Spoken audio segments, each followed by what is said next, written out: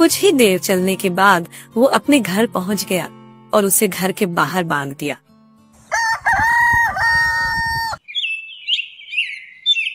फिर अगले ही दिन से महेश उस बछड़े का पालन पोषण करने लगा। वो दिन भर जहाँ भी काम करता, शाम होने पर कुछ पैसे यहाँ थोड़ा चारा मांग कर ले आता। इसी तरह वो कभी लोगों के खेतों में काम करता, वहाँ से थोड़ा चारा काट कर अपने साथ ले आता।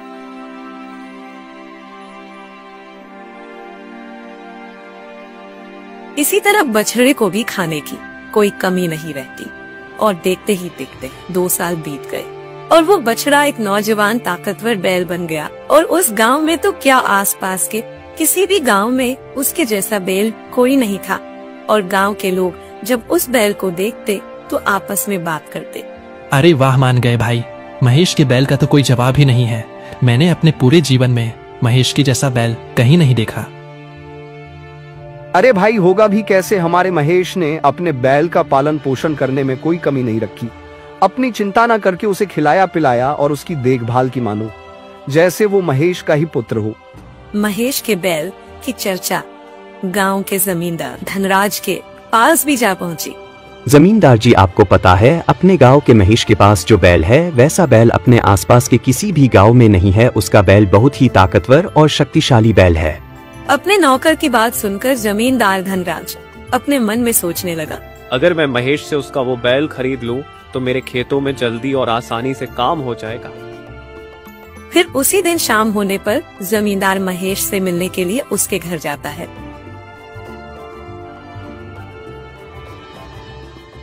अरे महेश भाई, मैंने सुना है कि तुम्हारा बैल बड़ा ही ताकतवर है और देखने से ऐसा प्रतीत होता है कि वास्तव में ये बैल बहुत शक्तिशाली है। इसीलिए मैं इस बैल को खरीदना चाहता हूँ। बताओ, तुम इस बैल की क्या कीमत चाहते हो? नहीं नहीं जमींदार जी, कृपया करके मुझे माफ कीजिए। मैं अपने इस बैल को नहीं बेच सकता, क्योंकि मैं इसे जानवर नहीं अपने घर का सदस्य मानता हूँ और अपने घर के सदस्य को कोई बेचता है क्या भला? मैं तुम्हें इस बैल की तुम्हारी मुंह मांगी कीमत दे सकता हूँ, बस तुम मुझे ये बैल दे दो। नहीं जमींदार जी, मैं अपने बैल को नहीं बेचना चाहता।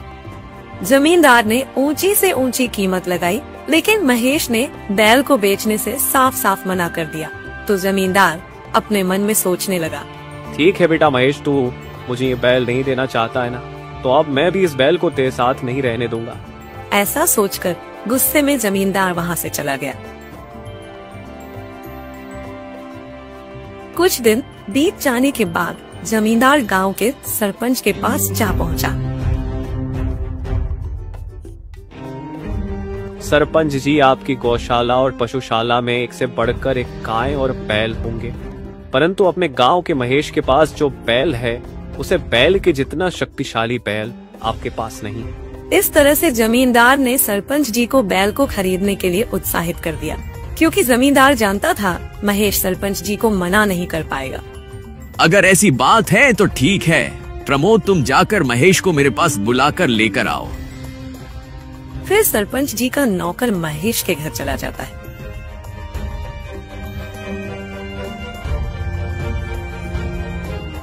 महेश, तुम्हें सरपंच जी ने बुलाया है, तुम मेरे साथ सरपंच जी के पास चलो। आखिर सरपंच जी को अचानक से मुझे कौन काम आन पड़ा है? हो सकता है कि उनको अपने खेतों में किसी मजदूर की जरूरत हो। चलो जाकर देखता हूँ। ये सोचकर महेश सरपंच जी की हवेली के लिए निकल पड़ता है। महेश, हमने तुम्हारे बैल की गांव में बहुत से लोगों से चर्चा सुनी है। हमें तुम्हारा वो बैल चाहिए। तुम उसकी कीमत बताओ, मैं तुम्हें उसके बदले में हीरा मोती और सोने के सिक्के दे सकता हूँ। सरपंच जी, आप मुझे माफ कर दीजिए। आप चाहे मेरे प्राण ले लीजिए, लेकिन मैं अपने बैल को नहीं बेच सकता, क्योंकि वो बैल नहीं मेरे घर का सदस्य है।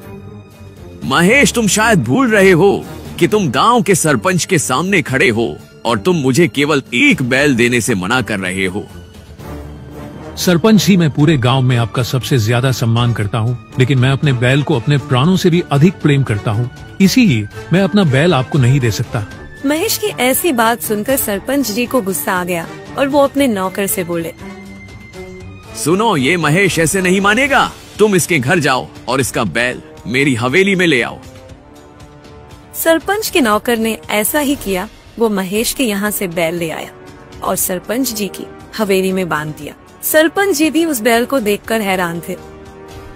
सच में ऐसा सुंदर और ऐसा ताकतवर बैल मैंने अपनी जिंदगी में कभी नहीं देखा।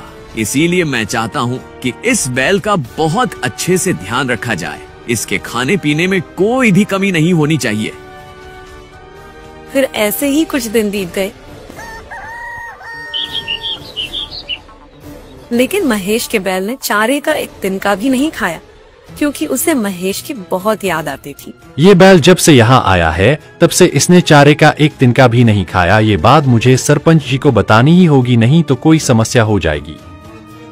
और उधर महेश भी अपने बैल की याद में बहुत परेशान रहता।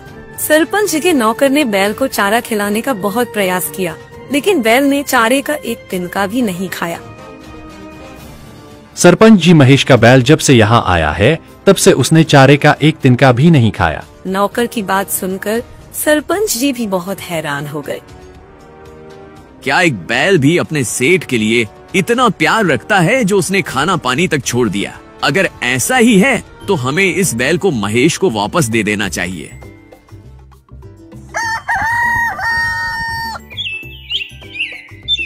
फिर अगले ही दिन सुबह होने पर सरपंच जी ने महेश को बुलवाया।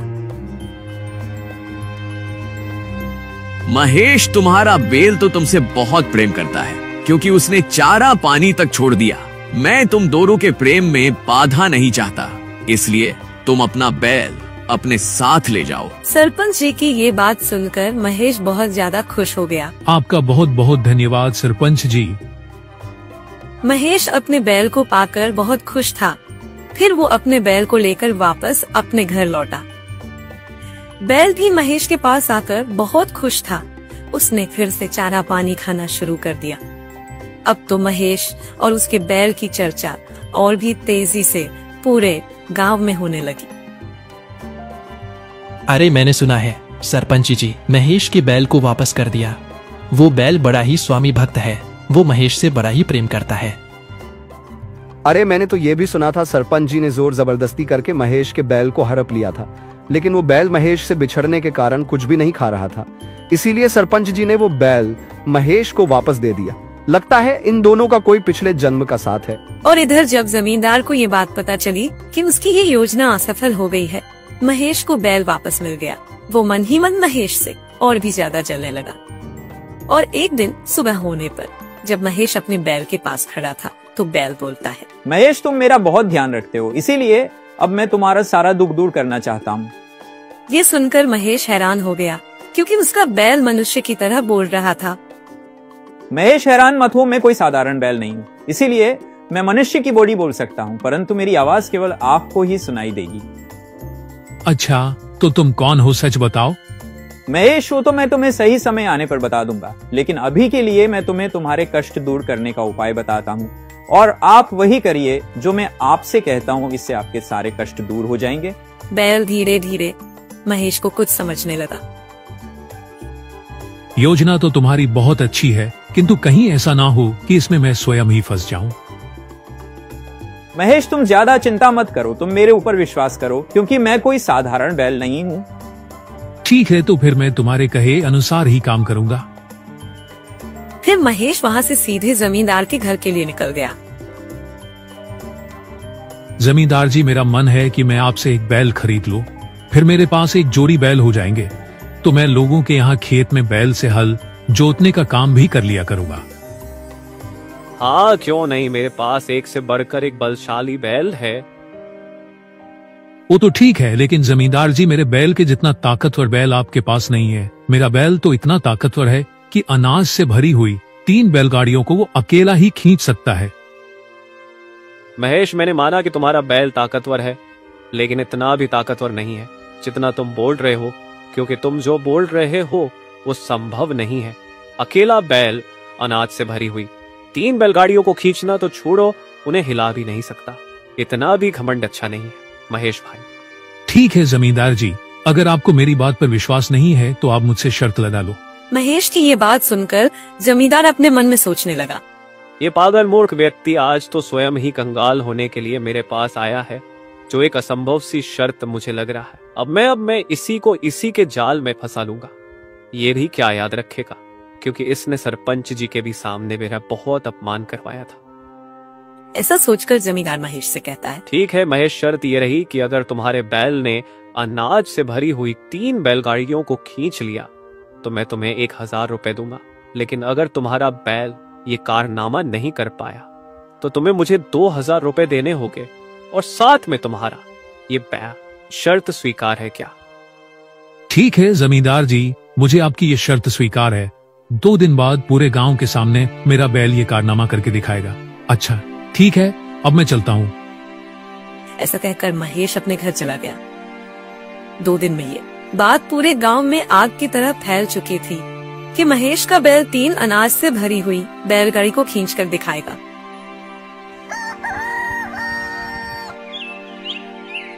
ठीक 2 दिन बाद अनाज से भरी हुई 3 बैलगाड़ी लगाई गई। सभी बैलगाड़ी को एक के पीछे एक करके जोड़ दिया गया और महेश के बैल को उसके आगे जोड़ दिया गया। और गांव वासी ये कारनामा देखने के लिए बड़े ही उत्सुक थे।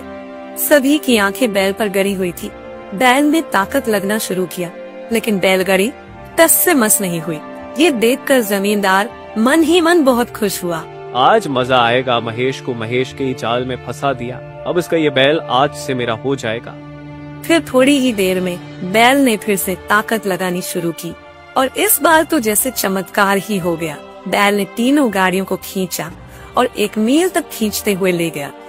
ये देखकर गांव के सभी लोग बड़े ही हैरान थे और सभी महेश के बैल की प्रशंसा करने लगे। फिर जमींदार ने बड़े ही दुखी मन से महेश को 1000 रुपए दे दिए। फिर महेश अपने बैल के साथ वापस अपने घर आ गया और उधर जमींदार को मन ही मन बहुत गुस्सा आ रहा था और वो अपने अपमान का बदला लेने की योजना बना रहा था। और उसी रात जमींदार अपने नौकरों के साथ महेश के घर गया और डंडे से बैल को पीटने लगा। इतना शोर सुनकर महेश घर के बाहर आया तो उसने देखा जमींदार और उसके नौकर जमीन पर जख्मी हालत में गिरे हुए हैं। महेश समझ गया कि उसके बैल ने ही इनको अच्छा सबक सिखाया है। फिर थोड़ी देर में जमींदार अपनी नौकरों के साथ वहाँ से भाग गया। आज तुम मुझे सच सच बताओ, कौन हो तुम? हाँ महेश, मैं आज तुम्हें सारी बात सच सच बताता हूँ। आप ध्यान से सुनिए। पिछले जन्म में मैं एक व्यापारी था। मैं गाय का दूध निकाल कर गाँव में बेचने का काम किया करता, लेकिन उस समय मुझसे एक बहुत ही बड़ा अपराध हो गया था, जिस वजह से मुझे इस जन्म में एक बैल का शरीर मिला। मैं गाय का दूध बेचकर अपना जीवन बिता रहा था, लेकिन एक बार मेरी गाय ने एक बछड़े को जन्म दिया और उस बछड़े के प्रति मेरा व्यवहार थोड़ा ठीक नहीं था, क्योंकि मैं उस बछड़े को उस गाय का दूध बहुत ही कम पीने देता था। मैं सारा दूध निकालकर अपने परिवार को पिला देता था और बचे हुए दूध को गांव में बेच आता था, और जिसका परिणाम यह हुआ कि वो बछड़ा बहुत ही कमजोर हो गया और बीमार रहने लगा। और फिर ऐसे ही एक दिन उस बछड़े ने अपने प्राण त्याग दिए। लेकिन बछड़े के मरते ही गाय ने भी उसके दुख में चारा पानी खाना छोड़ दिया था और कुछ ही दिनों में उस गाय ने भी अपने प्राण त्याग दिए और फिर उन दोनों की मृत्यु का पाप मेरे सर पर चढ़ गया। उसका परिणाम यह हुआ कि मुझे इस जन्म में बैल का शरीर मिला और आगे की कहानी तो आप जानते ही हो। मैं आपके पास पहुंच गया और अपने पापों को भोगने लगा, क्योंकि आपने मुझे बिना किसी स्वार्थ के मेरा पालन पोषण करके मुझे बड़ा किया और मुझे एक पिता की तरह बहुत प्यार दिया।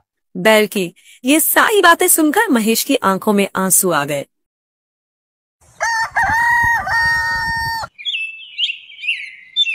फिर अगले ही दिन महेश जमींदार के द्वारा दिए हुए 1000 रुपए और कुछ अपने जमा किए हुए पैसे से एक छोटी सी जमीन खरीद लेता है और अपने बैल के साथ मिलकर उस खेत में खेती करने लगता है और इसी तरह सुख और शांति से उनका जीवन बिताने लगता है।